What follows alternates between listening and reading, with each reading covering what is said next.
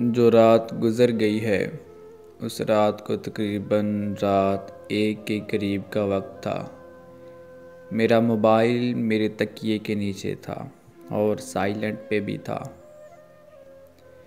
میں گہری نیند میں تھا اور اچانک موبائل کی وائبریٹ کی آواز ہوئی اور میری فوراً آنکھ کھل گئی۔ یہ ایک کال آ رہی تھی تو نمبر کو غور سے دیکھا تو پتہ چلا کہ یہ اسی کا نمبر ہے اور یہ وہی نمبر تھا جس پہ ہم آغاز محبت میں بات کرتے تھے، لیکن یہ نمبر اب ہمیشہ ابو کے پاس ہوتا ہے، اس کے پاس کوئی اور نمبر ہوتا ہے۔ خیر، میں نے کال اٹھائی تو اس نے کہا ہیلو۔ میں نے سلام کیا تو اس نے سلام کا جواب دیا۔ میں چپ تھا، کچھ بول نہیں رہا تھا۔ اس نے کہا سو رہے تھے؟ میں نے کہا جی، گہری نیند میں تھا۔ اس نے کہا میں نے آپ کو جگا کر تنگ تو نہیں کیا، پریشان تو نہیں کیا؟ میں نے کہا نہیں۔ تو اس کی ان سب باتوں کا میں نے بس ایک ہی جواب دیا کہ نہیں۔ تو اس نے پوچھا پاس کون ہے؟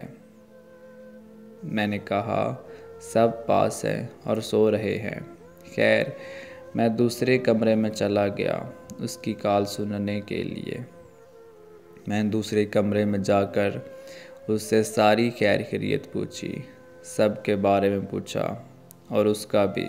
اس نے کہا جی ہاں، سب ٹھیک ہیں اور میں بھی۔ اور پھر اس نے کہا تو کیسا ہے؟ میں نے بھی کہا الحمدللہ۔ پھر اس نے کہا ایسا مت سمجھنا کہ میں نے کچھ لینے کے لیے آپ کو کال کی ہے۔ میں نے کہا نہیں، ایسی بات نہیں ہے، جو میرے پاس سب ہے وہ آپ ہی کا تو ہے۔ اس نے کہا اچھا ٹھیک ہے۔ پھر میں نے پوچھا پارلر جاتی ہو کیا؟ اس نے کہا نہیں، میرا پارلر کا کورس ختم ہو گیا، اب نہیں جاتی۔ پھر اس نے کہا کہ میری پھپھو فوت ہو گئی تھی۔ میں نے پوچھا کہاں؟ اس نے اس جگہ کا نام لیا جہاں اس کا منگیتر رہتا تھا۔ خیر، کچھ اور بھی باتیں کی جو مجھے کچھ یاد نہیں، بھول گئی ہیں۔ کافی عرصے سے مجھے کچھ یاد رہتا ہے، کچھ بھول جاتا ہے۔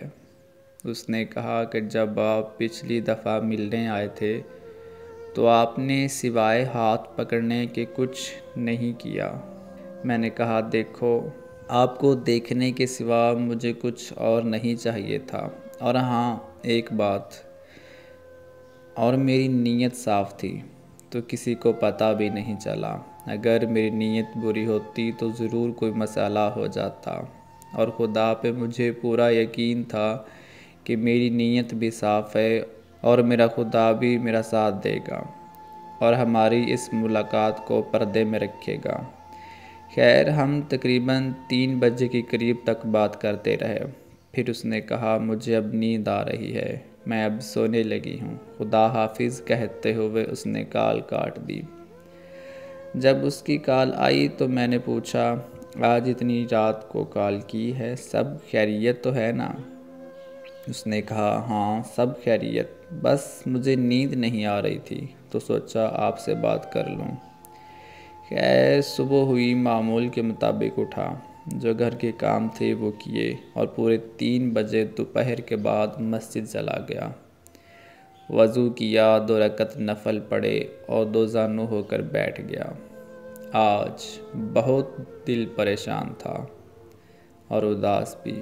ایسا لگ رہا تھا کہ میرا دل کسی پہاڑ کے نیچے ہے یا کسی کی مٹھی میں ہے، جس کی وجہ سے سانس بہت مشکل آ رہی ہے۔ مجھے لگ رہا تھا کہ اگر دل سینے سے باہر نکال دوں گا تو سانس آسانی سے چلنے لگے گی۔ بہت گھٹن محسوس ہو رہی تھی۔